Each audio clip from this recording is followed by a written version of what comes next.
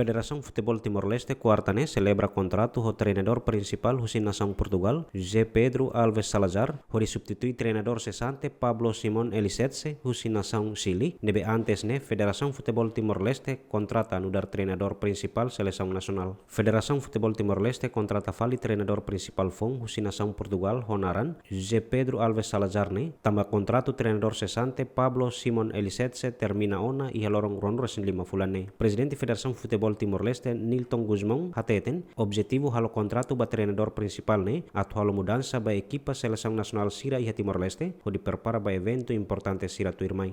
E ene wen hamutugita José Pedro nebe no der treinador principal hamutu Jaime Coelho no der assistente e sira na rua macmai Rússia Portugal oferece sira disponibilidade a tu bela mais serviço hamutu a Federação Futebol Timor-Leste a tu lidera Itania seleção nacional o de bela halo mudanças ruma e Itania seleção nacional. O objetivo botos de Federação Futebol Timor-Leste maka convida sira mai a tu bela organiza Itania seleção nacional e bela busca meios a tu retan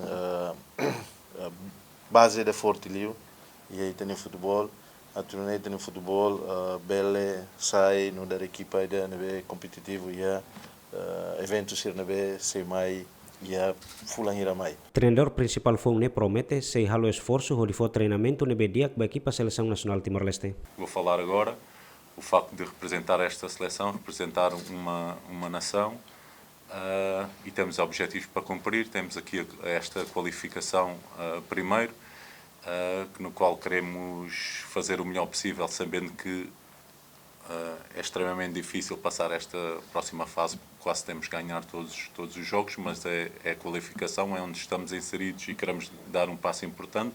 Não vamos ter muito tempo, mas vamos olhar para a qualificação da melhor forma possível, preparar estes 3 jogos e encará-los com o objetivo de dar o melhor de nós.